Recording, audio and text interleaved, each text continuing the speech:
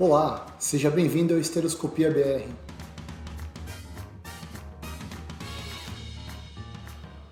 Olá, meu nome é Thiago Guazelli e no vídeo de hoje vou mostrar o tratamento cirúrgico para o septo uterino. O septo é uma alteração congênita, é uma malformação, a paciente já nasce com essa alteração e é um defeito dos ductos de Miller. Tem outro vídeo que eu vou deixar o link aqui em cima também, que eu vou explicar um pouquinho mais, mostrando como que a gente deve avaliar, porque o grande segredo dessa cirurgia não é a cirurgia em si, mas em como que a gente vai organizar, né, como que a gente vai preparar esse procedimento. Porque existem algumas situações, em alguns diagnósticos diferenciais, como por exemplo o útero bicorno, em que a esteroscopia não consegue corrigir essa falha. E além de não conseguir corrigir, ainda pode causar algumas complicações, como a perfuração uterina. Então, se você ainda não viu o vídeo, volta lá, vai dar uma olhadinha, que lá explica direitinho como é que a gente olha, quais parâmetros a gente procura. E esse vídeo ficou legal porque não fiz corte nenhum nele, exceto no tempo da dilatação, então dá para explicar bonitinho, dá para ver bolinha passando pelos ossos, que é uma coisa que eu acho bem legal, dá para mostrar tudo e dá para ver que é um procedimento realmente seguro, simples, tá? E que é seguro e simples desde que haja um preparo prévio e que a gente esteja realmente dentro do diagnóstico de septo uterino e não um outro diagnóstico, tá bom? Então vamos lá.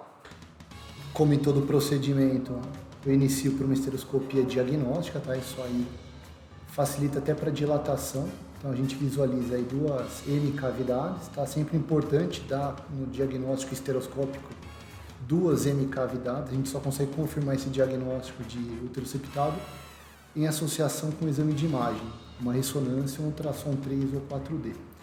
Então identificando, sempre faço o teste antes com a alça para saber se a alça está funcionando, está cortando, isso evita dores de cabeça. Então ele funcionando, fazendo o corte. Você tem duas opções, você pode fazer o corte do fundo para o colo, ou nessa situação você pode fazer em direção ao fundo, tá? É o único procedimento, com algumas ressalvas, que você tem a liberdade aí segura de fazer o corte ao contrário, como foi feito agora. Então, empurrando.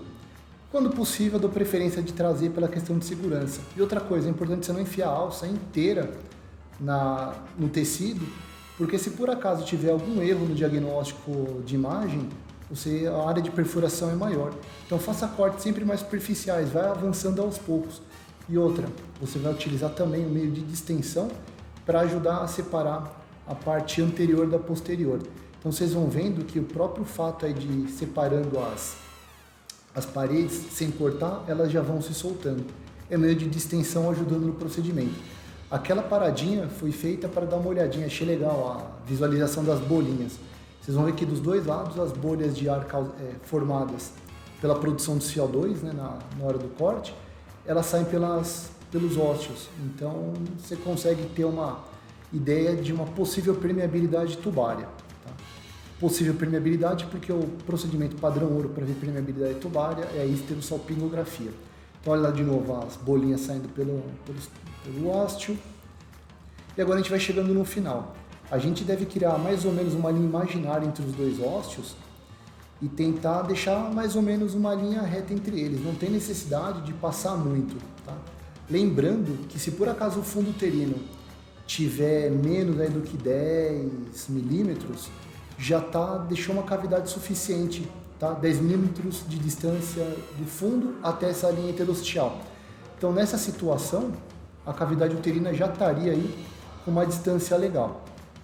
Como na ressonância me dava uma segurança, ele mostrava que tinha um espaço da serosa de mais do que 1 centímetro da linha interosticial, então eu podia tentar deixar essa cavidade aí bem retinha, os dois ósseos formando uma linha em direção ao fundo.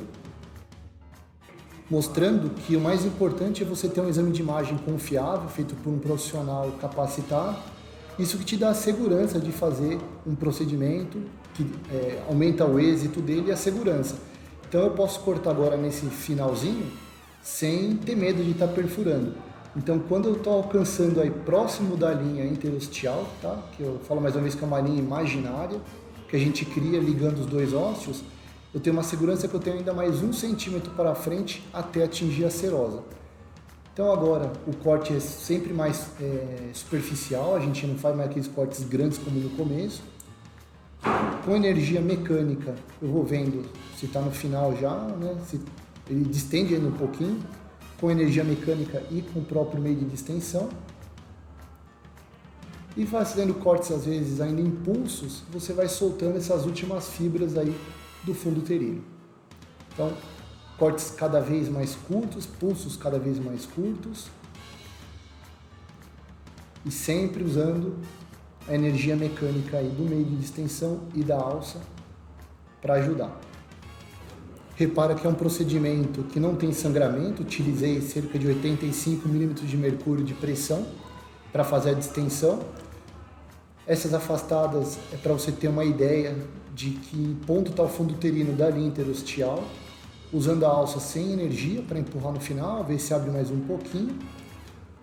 Tomar cuidado, né, para você não acabar lesando o ósteo aí no seu corte. Ver que está quase chegando aí no canto do ósteo esquerdo, né, a ressecção.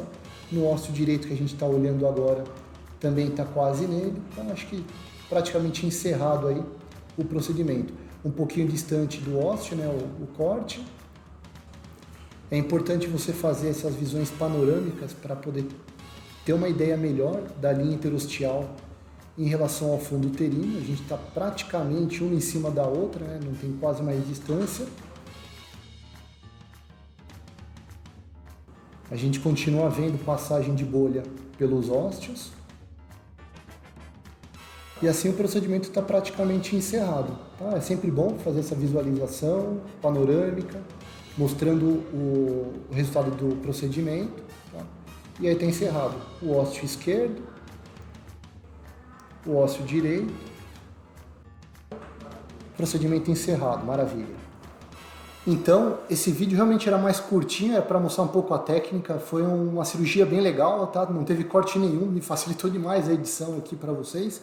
E vocês viram que quando a gente faz uma estratégia pré-cirúrgica, a gente vai com confiança, não é um procedimento muito arriscado, muito complicado. Existem outras técnicas que a gente poderia ter utilizado, a gente podia ter feito isso com o sistema de Betoque. O professor Arias é um colega muito experiente nesse tipo de cirurgia e pode ser feito tanto com tesoura quanto pode ser feito com ponteiras monobipolares. Poderia ter feito, como eu já comentei, com o ressecto de 15 French. A vantagem desse ressecto é que eu não preciso dilatar o colo, então eu não causo grande distorção, né, do colo e da cavidade nisso, e fica mais fácil de utilizar uma alça de ressecção.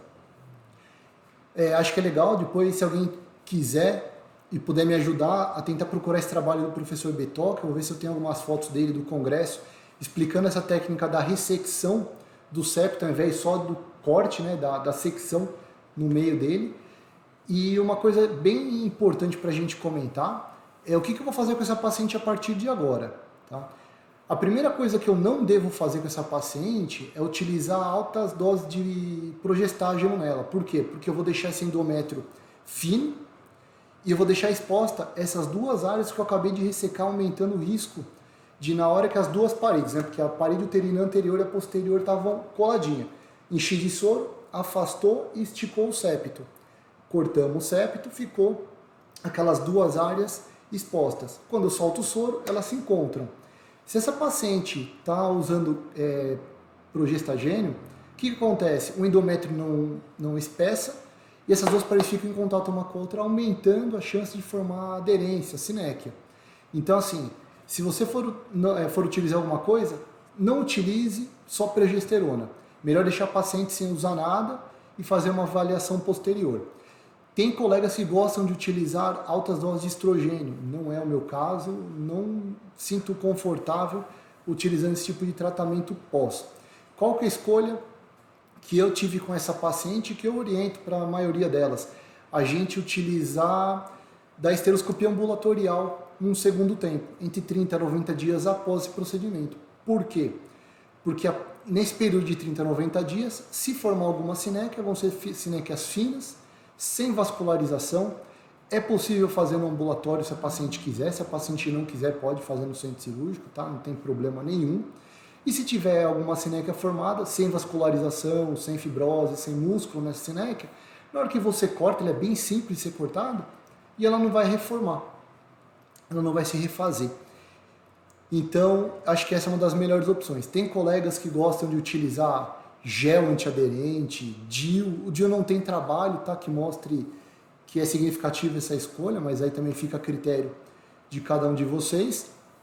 Mas, se possível, vocês podem deixar nos comentários, tá? Mostrar aí o que você gosta, por que você gosta disso, se concorda com a conduta, se faz coisa diferente. E acho que é dessa maneira que a gente vai crescendo. Espero que tenham gostado do vídeo. Até a próxima. Tchau!